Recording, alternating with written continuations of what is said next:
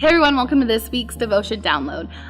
This week I kind of was really inspired this weekend from hearing from Jason on just love, on what love is and what godly centered love is in our life. And I think love comes in so many different forms. It comes in the form of having a spouse. It comes in the form of having a best friend. It comes in the form of family and loving people. I think that's the one thing that we're called to do. There's two things. It's first to love God and then to love people. And that naturally comes after we know the true definition of love.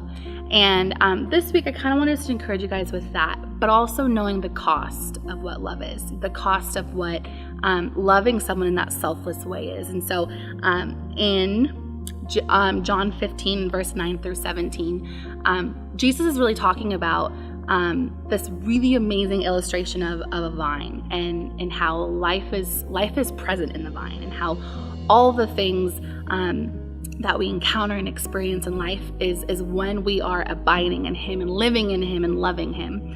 And so I want to read with you guys that today.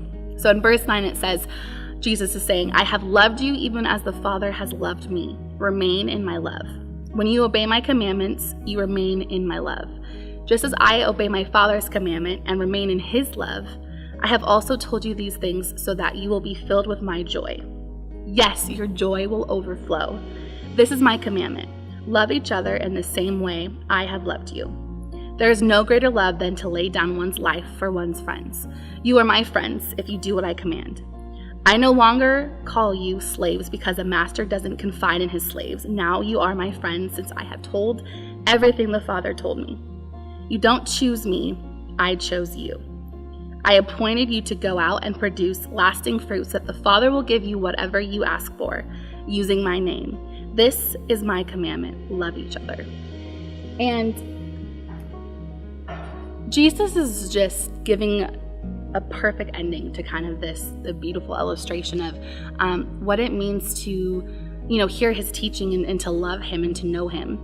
And I want you guys to think about this week the cost of loving people in this selfless way, that to love is to nourish and cherish someone else. It's not to love and cherish ourselves. We're really called to put aside our needs, our desires, our wants, and focus our attention on that person that we're trying to love. And just as God pursues us, just as God is so relentless and His love never ends, that's how we're supposed to love other people in our lives. In so many forms, relationships come in so many different forms in our lives, and that's what we're called to have, is so many different forms of love. And I just want to challenge you guys this week to think about the sacrifice that you may have to make in order to love someone in the way that Jesus first loved us, in the way that, love is perfect.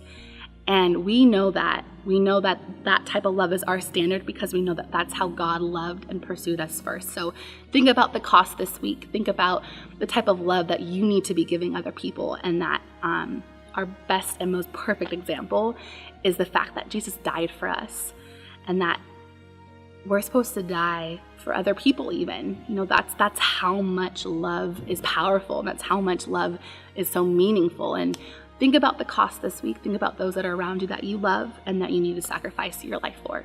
Have a great week, and we'll see you next time.